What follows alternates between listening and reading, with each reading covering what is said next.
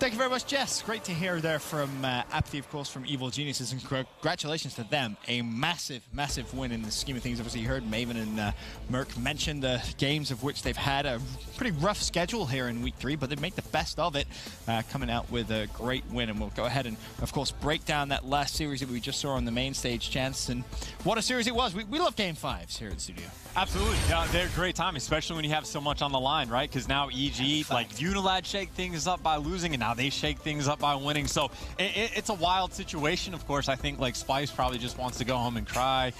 United might have to join them, depending on how it goes down. But yeah, things are a little bit wild. Of course, though, just touching on the series, I think overall we didn't learn too much, right? Other than we know EG can clutch up because LG's just been struggling lately in Search and Destroy, but their respawns have been great. And here LG, at least towards the end, I don't know, just seemed to struggle on Gibraltar overall. Like, yeah, you'd have higher expectations. Like, if Octane is dropping 41, although Aches also dropped 41, you expect him to do a little bit better. But either way, we had a good game on our hands. I think that's the key, right? You've seen Aches step up so much recently. He just looks comfortable. He really does. A 1.37. Octane puts up a 1.41. And you can see just how close that game truly was. 250 to 240. EG draw first blood. They go 1-0 up in the series. Then, of course, we head over to map 2, the Search and Destroy. And this is one that we were kind of sat in the green room watching this one, Phil, and I looked at you and said, well, it's Valve. This is about the only Search and Destroy LG look comfortable on right now. And, I mean, they come out and they do the work again on this map. Yeah, I mean, just kind of touching on the last map as well as this kind of plays out, I do want to say the fact that EG are picking up these respawns now, I think it is like that role decision, if you like. It just seems to be all working for them. I'm really happy because they're four great players. But anyway, moving on to the Search and Destroy. Luminosity, they come out, and I was a little bit confused, and I kind of lost track of who picked which map on this time. But anyway, we play Val. Luminosity seem a little bit more comfortable on this, and EG is, again, how many times have they played this? How many times have we seen LG maybe let this slip through because they have had that opportunity to? Right. They've been in a more comfortable position to like, oh, let's get some land practice on Valk, and it may have kind of shown there in the gameplay. I mean, this is the only S&D map LG's won in the past 3 days.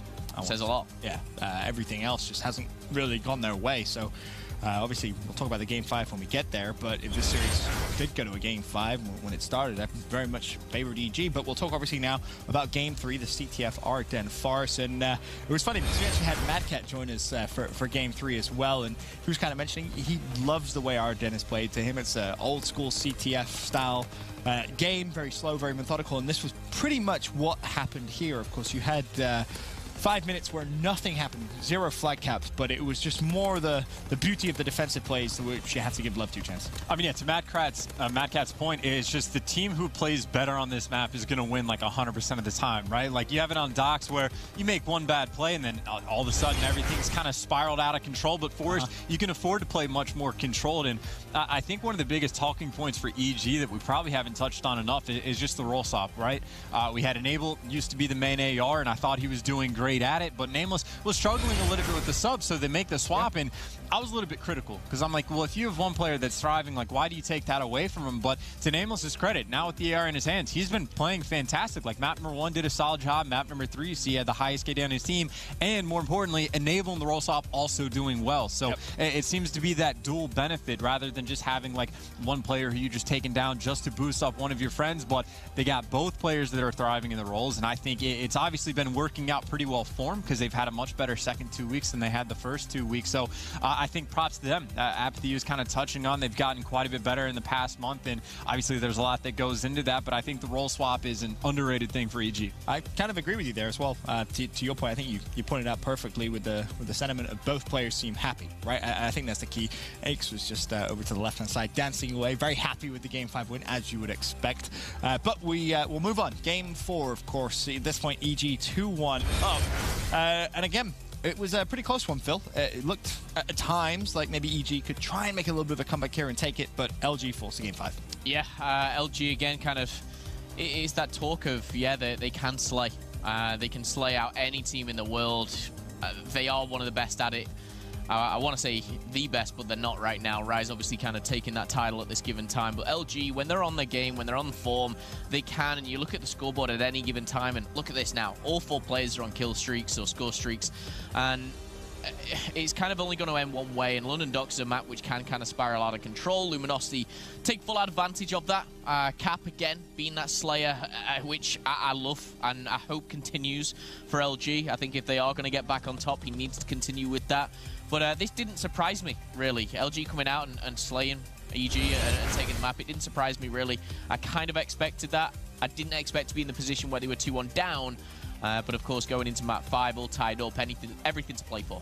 And then my take on that game is the first set of rotations that LG had were like perfect. They kept losing their rotations, but then as soon as that hill opens up, they break through on their first attempt. So they lose the rotation battles, but then instantly win, and then they barely give up any scrap time. Like even from barrels to crane, they lost like a second at the very end, but they won the rotation battle over towards crane. And they did that like 3 or 4 times in a row. You get that 100-point lead, you get streaks on deck, and then it's impossible to lose the game. Like EG was fighting at some point, and they did great on the crane hill, but they were down by 100 points, and when the other team needs 3, there's only so much you can do. So that game, in my mind, LG just won very, very early. Yeah, they most definitely did. And then, of course, that takes us to the Game 5, Search and Destroy. And I'll take a quick look at our Scuff Gaming play of the game. This one, a fantastic moment from Apathy. He's obviously played phenomenal over the past couple of days, Search and Destroy specifically, and didn't really slow down here.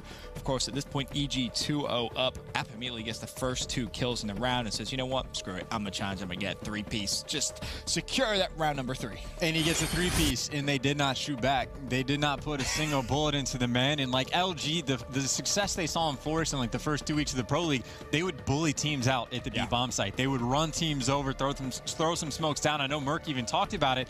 And occasionally they would pull out that mid-map strat, but they seemed to be a little bit consistent with it. And Apathy, he's just sitting and waiting. Like he didn't get stunned out, didn't get naded. He was just kind of hanging out. I mean, it's a great play, but still one of the easiest 3-pieces like you're going to get in Search and Destroy. He did not take a single bullet. Yep, fantastic play from him. But overall, in terms of that Game 5, it's worth mentioning. LG, they're back to the drawing board now in Search and Destroy, Phil. Like I mentioned earlier on, Valkyrie, the only Search and Destroy they're consistently winning. Every other map just hasn't gone well. They've been getting 6-1, 6-1. I mean, this very much as well could have been a 6-0. Obviously, LG towards the end fight back, but just felt like everything was going EG's way. Definitely, and it kind of started from here. 1v2 coming in from 8. I know 1 was a trade, of course, but it just kind of spiraled out of control. Apathy had another fantastic Forest S&D. We've seen it before, and we'll probably see it again. But like you said, I think everything just fell in their favor. The Apathy 3-piece, I think he probably shot a total of about 5 bullets to pick up all 3 kills. Crazy to kind of think it works out that way. But when EG start this 4-0, 5-0, the streaks come in. The streaks didn't really they didn't need them. But LG bounced back with 2. When you're 5-0 down or 4-0 down, you're going to have given streaks away. You know, if you lose round after round after round, the bomb's going down or diffused or whatever it may be, there's going to be streaks on the board the majority of the time. And then from there, you're going to see, obviously, maybe a round come back and forth. But to come back from 5-0, we've seen it probably once or twice every now and again. Like, it doesn't happen a lot. And that's something interesting about the Search and Destroy in that series. And I'm not 100%. I might have missed 1 or 2 rounds, but I'm pretty sure every single time a team got a first blood, they won the round on both Valkyrie and Forest. And I think that might be one of the first times I've ever seen that. If that's the case, again, maybe a round or 2 got by. That was a 3v4 that I missed out on. But either way, it was just very good Search and Destroy from both teams. I said, I guess EG on Forest had the better strategy. LG a little bit more overpowering on Valkyrie. But you get the first blood, you convert the round. That's what you like to see. Yep. Search and Destroy 101, essentially. The basic stuff, EG doing very, very well. And they, of course, take the series in 3-2 fashion. It's fantastic for them.